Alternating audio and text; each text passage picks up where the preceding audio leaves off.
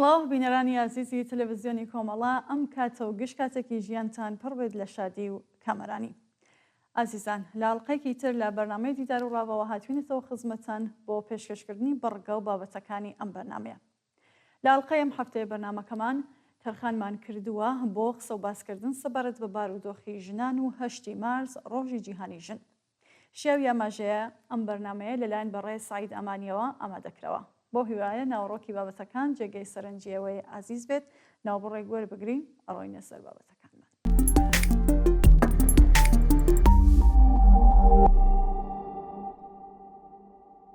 8 مارس تۆ یەک ڕۆژ نیت هەموو ساڵیت، تۆ یەک وشە و یەک کتێب و یەک گڵۆپ و یەک نیگار و یەک تابلۆنیت. گەردەقەیەک دیار نەبی سەعات دڵی ئەوەستێت و ماڵ کوێر ئەبێ و پەلکە گیای ساوە ئەمرێت و شقام ئەگری و باڵندەکان ڕەش ئەپۆشن و شعریش بۆ خۆی هەڵ ئەوەرێ. تۆ بە تەنها بای بارانی 8 مارس نیت، ئەی قوڵپی خوێنی هاوێن و پرچی شەوانی پاییز و کلۆی بەفری خۆشەویستی. گەر تۆ نەبی ئەبێ کێ بێ؟ ژن ژن ژن تۆ ژیانی. جیاکاری و چۆسانەوەی ژن لە نێو کایە کۆمەڵایەتیەکاندا. چۆسانەوەی ڕەگەزی مێینە لە پێش هەر شتێکدا و لە پێش ئەوەی وێنەیەکی یاسایی و سیاسی وەربگرێت، چۆسانەوەیەکی کۆمەڵایەتیە کە لە دامەزراوی خێزانەوە دەست پێ دەکات تا دەگات بە سەرەکی ترین کایە کۆمەڵایەتیەکان و لەوێشەوە ئەم کێشەیە ڕەنگێکی یاسایی و سیاسی وەرگرتووە. هەڵا نییە هۆکاری بنەڕەتی جیاکاری و چۆسانەوەی ژن لە کایەکانی تردا گرێ بدەینەوە بە کایە کۆمەڵایەتیەکانەوە کە ژنی وەک مەخلووق و کائنێکی کەمتر لە پیاو سیر کردووە و ناچاری کردووە نوچ بدات لە بەردەم ویستی ڕەگەزی نێرینەدا کە ویستێکە بۆ چۆسانەوە و کنترۆڵکردنی ئەو دیویژن. تۆ سێر بکە هە لە سەرەتای لەدایکبوونی منداڵێکی کچەوە ئەو جیاوازیە ڕەگەزیە دەست پێ دەکات، لەوەی پێشوازیکردنی کۆمەڵ و خێزان لە لەدایکبوونی کچێک زۆر سارد و سڕترە لەدایکبوونی منداڵێکی کورد. کوڕ بەڵکو زۆر جار هەر مایە پێشوازیکردن و خۆشحاڵیش نییە. دووە بە دوای ئەوەش لە پرۆسەسی ناولێنانی هەر یەک لە کچ و کوڕدا بەر حاڵەتێکی لەم چەشنە دەکەوین، ئەمیش بەوەی ناوی کچان دەنێن ناسک، تریفە، خونچا، پەپولا، سروە و هیتر، و لە بەرامبەریشدا ناوی کوڕان دەنێن پۆڵا، تۆڵا، سەرباز، بەهێز، سەرچڵ و سەرکش و هیتر. خۆی لە خۆیدا ئەم ناولێنانە هەنگاوێکی سەرەتایی و گرنگی سایکۆلۆجی و ئەقڵیەتی سیستمی پاتریاکیە بۆ جیاکردنەوەی دوو ڕەگەزەکە لە یەکتر. ڕەگەزێکیان کە مێینەیە ناسکتر و لاواستر و سۆرزاترە، و لە ڕەگەزەکەی تر کە نێرینەیە بەم پێش هەر یەکەیان دەبێت هەڵگری ناو نازناوێک بن لەگەڵ خەسڵەت و تایبەتمەندیە فسیۆلۆژی و بایۆلۆژیەکاندا هاوتەری بێت. لە ڕوانگەی ئەقڵیەتی باوکسالاریشەوە جیاوازیە فسیۆلۆژی و بایۆلۆژیەکانی ئافرەت مایەی نەکبەتیە و فاکتەرێکیشە بۆ ژێردەستەکردن و ڕەوایی بەخشین بۆ ملکەچکردنی ڕەگەزی مێینە. ئەمە تەنیا دەتوانێت ئەومان وەبیرخاتەوە چۆن ڕەگەزی سپی پێست شەرعیەت دەدا بەخۆی بە بیانووی جیاوازی ڕەنگی پێستەوە پاکتاوی زەنجی و ڕەشەکان بکات. هەمیشە ڕەگەزی ئەنگلۆ سەکسۆنی بە بەهانەی ڕەگەزی باڵا و شانازیکردن بە چاوی شین و پێستی ناسکی سوورباوی خۆیانەوە ژیانیان لە ئەفریقیەکان کردووە دۆزەخێکی زەمینی. لە کاتێکدا ئەم حاڵەتە خۆی لە خۆیدا ڕێژەییە، بەڵکو بە پێشەوانەوە لە چاویلکەی ڕەشەکانەوە سپی بوون، ئۆپەڕی ناشرین بوون و بێزاراوی بووە. هەروەک کۆمەڵناسی ناسراوی عێراقی دکتۆر عەلی ئەلوەردی نمونەیەک لەم بارەیەوە دەهێنێتەوە چۆن کۆمەڵ ڕەشپێزگەلێک گاڵتە بە سپی پێستەکان دەکەن چونکە زۆریان لەلا ناشرین بوون. ئەم هەڵاواردن و جیاکاریەی نێوان دوو ڕەگەزەکە بە بیانوی جیاوازی ڕەگەزیەوە دەمانخاتە بەردەم کۆمەڵێک پرسیار و تێڕامان. ئەی بۆچی جیاوازیەکانی پیاو نەبووەتە فاکسەری نەکبەتی و چۆسانەوەی نێرینە. تەنانەت لە قۆناغی دەسەڵاتی ڕاهای دایکدا ماتریارەکی ڕۆژێک لە ڕۆژان پیاو نەچۆساوەتەوە، بەڵکو شتێک نەبووە ناوی چۆسانەوە بێت. ئاخر چ هێز و کارکردێک وا دەکات کۆمەڵە جیاوازیەک ببێتە هۆی چۆسانەوە؟ یان گرێمان ژن لە هەموو ڕۆیەکەوە لە پیاو کەم هێزتر و کەم تواناترە. چ لۆژیکێک ڕێگە دەدا بە پیاو لەسەر ستۆکتوری ماسی گەورە ماسی بچووک دەخوات، ژن بچۆسێنێتەوە و ئازاری بدات و بیکات بە پاشکۆی خۆی. دواتر بڕوانن چۆن لە چوارچەوەی خێزاندا جیاوازی دروست دەکرێت لە نێوان منداڵانی کچ و کوڕ. هەر لە سەرەتاوە کەج ڕادەهێنرێت و فێر دەکرێت پابەندی چواردیواری ماڵ و چوارچەوەی خێزان بێت و هێدی دەبێ خۆی بگونجێنێک لەگەڵ ژیانی چێشتخانە و دوواجاریش ببێتە باشترین کابان و لە هەمان کاتدا پارێزگاری لە شەرەفی بنەماڵە بکات کە ڕاستەوخۆ بە جەستەی ئەوی مێینەوە نووساوە و لە هەر خروقاتێک لە دەرەوەی ترادیسیۆنی خێڵ و کولتوری بنەماڵە شەرەفی بنەماڵە و خێڵ ڕووشاوە و ئەو کەسەشی لاساری و سەرپێچیەکی لەم چەشنە بکات ژیانی مەحکومە بە مەرگ. چونکە لە دیدی پیاوسالاری خێڵگەریدا بەهای شەرەف لەسەر و هەموو بەهاکانی ترەوەیە تەنانەت لە سەروی ژیانی مرۆڤیشەوە. لەم بەرامبەریشدا کوڕ بزێوە و بەشداری چالاکی وەبەرهێنان دەکات و ئەکتیڤانە ڕۆڵ لە ژیانی ئابووریدا دەگیڕێ و دەبێت هەر لە سەرچاوە وێنەیەکی بچووکراوە و فۆتۆکۆپیکراوی باوکی خۆی بێت و جێگەی وی بگرێتەوە. ئەم کاینەی ناوی کوڕا پێویستە شەرم نەکات و قسەی لەسەر هەموو شتەکان هەبێت و ڕۆڵی کارەکسەری باوک نمایش بکات لە غیابی باوکدا چ غیابی کاتی بێت یان بەردەوام. لێرەوە دەبینی کۆمەڵگەیەک هەیە کە سەرەتای ژیانی ئەو دوو مرۆڤە بە نێر و مێ ناونراون.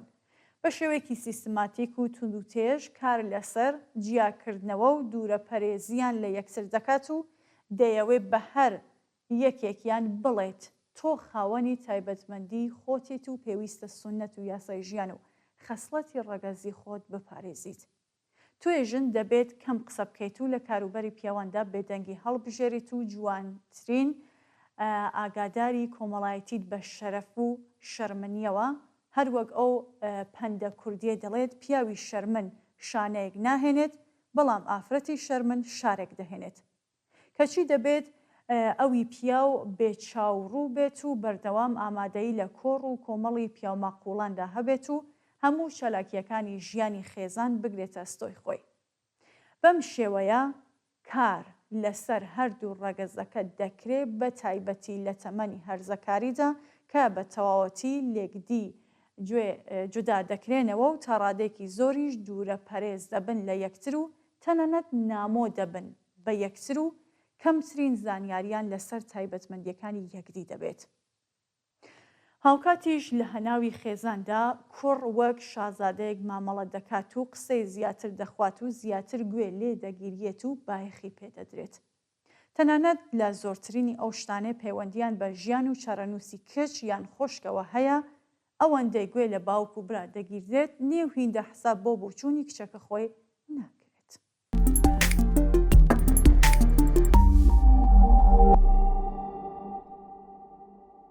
ناموسپەرستی کە ڕەگەزێکی کوشندەی کولتوری بەشێک لە کۆمەڵگای کوردەواریە یەکێکە لەو نەریتە قێزەونانەی تیرۆر و کوشتنی ژنانی کردووەتە کردەیەکی ئاسایی بگرە پڕ شانازی و بەختەوەری. دەبینین ئەو قارەمانەی دەستیان چوەتە گیانی خوشک و دایک و کەسوکاریان بە ناوی پارێزگاریکردنی شەرەفەوە مایەی خۆشحاڵی بەشێک لە خەڵکن و هەروەک ئەوەی سەروەری نواند بێت بەسەر زەویدا دەڕۆن و لە کۆڕی پیاوەندا شانازی بە کردەوەکەیانەوە دەکەن و کۆمەڵگاش پەنجەی شەرەف و خاوەن ناموسیان بۆ درێژ دەکات. ئەم کولتوری کوشتن و بڕینە کە ڕەگی لە مێژووی کۆمەڵدا داکوساوە و یەکێکە لە نەریتە هەرە نێگاتیڤەکانی کۆمەڵگایەمە هێشتا وەک تابوویەک و وەک هەڕەشەیەک بەسەر سەری ژنی کوردەوە ئامادەی هەیە. کاتێکیش دەڵێن ئەم نەریتە نەریتێکی کوردیە بەو مانایە نییە ژن کوشتن لە نێو گەلانی تری دنیادا بوونی نییە، بەڵام ژن کوشتن و بەهانەی کوشتن لە وڵاتانی تر ڕەهەند و مانە و هۆکاری تری هەیە. کاتێک لە سوئید ئافرەتێکی بەڕەسەن سوئیدی دەکوژرێت بە مانای پارێزگاریکردن نییە لە شەرەف بەقەدەر ئەوەی مانە و ناولێنانی تری هەیە. چونکە لەوێندەر مەمارەسەی سێکس پرۆسەسێکی ئاساییە و هیچ تابۆیەکی لەسەر نییە و وشەی شەرەفیش لە قاموسی ئەوەندا نەناسراوە. تەنانەت نووسەرێکی سوئیدی نینا برۆک لە کتێبێکدا بەناوی لەژێر لیفەپەیمایەکەوە شانازی بە کۆمەڵگەکەیەوە دەکات بەوەی منداڵانی بێژی ناوناوە منداڵانی ئەشق بەڵام کوشتنی فادیمە شاهیندیناڵ لەلایەن باوکیەوە ڕاستەوخۆ کوشتنێکی شەرەفی بووکە باگراوندەکەی کولتوری کوردیە و بەشێک بوو لە پرۆسەی گێڕانەوەی ئابووری بە حساب تکاوی بنەماڵە. هەڵبەت پێویست ئاماژە بکرێت کە دوای سەرهەڵدانی شۆڕشی ژینە لە ڕۆژهەڵاتی کوردستان و بەشداری ژنان لەم شۆڕشەدا وەک پێشەنگی شۆڕش دیدگای بەشێک لە پیاوان بەرامبەر بە ژنان و مافەکانیان و توانایەکانیان گۆڕیوە و هیوادارین بە زیاتر پەرستاندنی ئەم شێوازی خەبات و شۆڕشە لە داهاتوودا شاهدی ڕیشەکێشکردنی ڕیشەکێشبوونی ستەم توندوتیژی و پێشێلکاری بەرامبەر بە مافەکانی ژنان.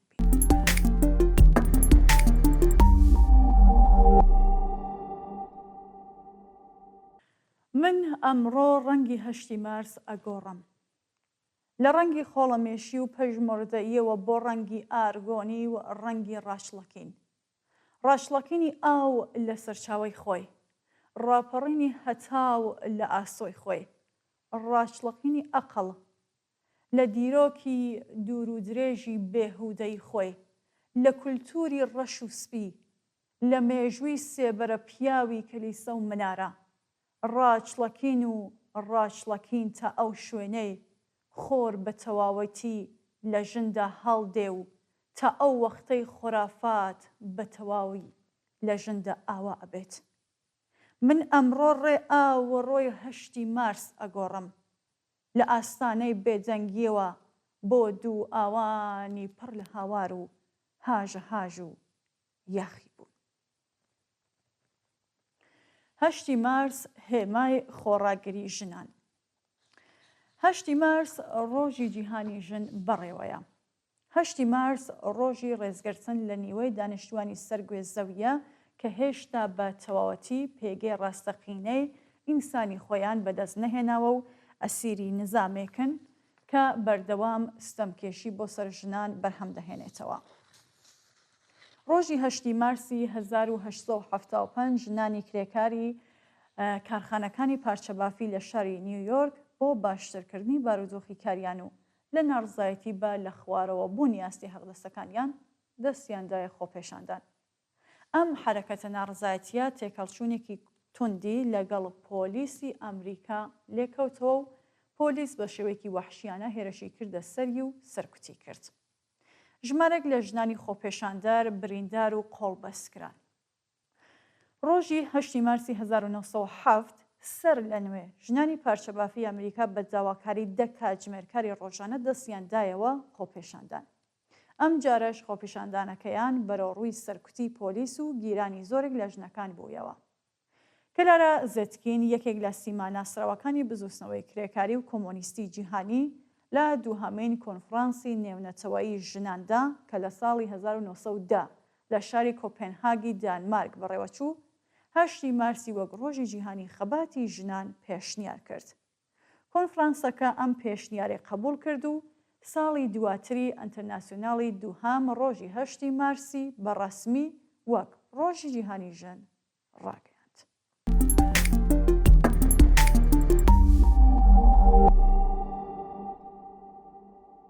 ئەم ڕۆژە لە ئێرانیش تووشی هەوراز و نەشێوی زۆر هاتووە. لە ئێران دوای ڕۆخانی ڕژیمی شا لە مانگی ڕێبەندانی ساڵی 1357 هێشتا 2 هەفتە لە پێکاتنی دەوڵەتی نوێ تێنەپەڕی بوو کە خۆمەینی لە سوخەنڕانیەکەیدا باسی لە پێویستی پۆشینی حیجاب لەلایەن ژنانی کارمەندەوە کرد. ڕۆژی دواتر ژنانی کارمەندی بێحەجاب ئیجازەی چوونە نێو ئیدارەکان و شوێنی کاریان پێنەدرا. ژمارەکی زۆر لە ژنانی کارمەند و لەوانە کارمەندانی ژنی وەزارەتی دەرەوە لە چوون بۆ سەرکارەکانیان خۆیان پاراست. هاوکات هەزاران ژن لە زانکۆکانی تاران کۆبوونەوە و لە دژی حکومەکەی خومینی دروشمیاندا. هەزبۆڵایەکان بە پەنجە بۆکس، قەمە، ئاسید، زەنجیر و شتی لەم جۆرە کۆچنە گیانی ژنانی بێحجاب. خومینی نەک پاشەکشێ لە حکومەکەی خۆی نەکرد، بەڵکو باسی لە ئێجباری بوونیشی لە شوێنی گشتیەکان کرد. جەمعیەتێکی بەرین کە زۆربەیان ژنانی ناڕازی بوون ڕۆژی 17 ڕەشەمەی 1357 بەرامبەر لەگەڵ 8 مارس لە دژی حکوومەتی ئیسلامی دژ بە ژن لەلایەن خومینیەوە و هێرشی وەحشیانەی حەزبۆڵایەکان بۆ سەر ژنان ڕژانە سەر شەقامەکانی تاران. ئەوان وێڕای ڕاگەیاندنی داواکاریە سیکۆلار و ئازادی خوازەکانیان دروشمیان ئەدا ئێمە شۆڕشمان نەکرد تا بگەڕینەوە بۆ دووەوە. لەو ڕۆژەوە تا ئێستا ژنان و پیاوانی سیکۆلار، چەپ و سۆسیالیزم بۆ بەڕێوەبردنی ڕۆژی جیهانی ژن لەگەڵ ڕژیم لە کێشمەکێشدا بوون. ئەم بەرەڕووبوونەوەیە بەتایبەت لە کوردستان تونتر بووە. کاربەدەستانی ڕژیم هەموو ساڵەیەک لە مانگ و هەفتەکانی نزیکبوونەوە لە ڕۆژی جیهانی ژن فەزای خەفەقان لە شارەکانی کوردستان تونتر دەکەنەوە و هەوڵەدەن بە بانکردنی هەڵسوڕاوانی و وەڕێخستنی مانۆڕی ڕەسمی و ناڕەسمی نظامی بەر بە بەڕێوەچوونی ئەم ڕۆژە بگرن. بەڵام ژنانی تێکۆشەر و کرێکارانی وشیار بەردەوام و بە لەبەرچاوگرتنی کەشی سیاسی و ڕێژەی ئامادەی هێزە شۆڕژگەرەکان تێدەکۆشن بە شێوەیەک لە شێوەکان مەراسمەکانی 8 مارس بەڕێوە برن. لە هەموو ئەم ساڵانەدا و تا بە ئەمڕۆ هەوڵدان بۆ بەڕێوەچوونی مەراسمەکانی ڕۆژی جیهانی ژن لە کوردستان و تاران و هەندێک لە شارەکانی دیکە ئێران بۆتە هێمایەک لە خۆڕاگەری ژنان بەرامبەر بە ڕژیمی ئیسلامی. ئەم ساڵیش ڕژیم هەوڵ ئەدات بە هەڕەشە و گرتن و زیندانیکردنی پێشڕەوان و هەڵسوڕەوانی ئەم بزوستنەوەیە بەر بە بەڕێوەچوونی مەراسمەکانی 8 مارس بگرێت، یان ئەوەی کە ئەم مەراسم و ئاکسیۆنانە بە شێوەی پڕژ و بڵاو دوور لە چاوی گشتی بەڕێوە بچن. بەڵام هەوڵ و خۆڕاگری لەم بوارەدا درێژێ هەیە. بە بەڕێوەچوونی ڕێوەڕسمەکانی 8 مارسی ئەم ساڵیش وەڵامێک بێت بە سیاسەت و کردداری دژ بە ژن لە ڕژیمی ئیسلامی.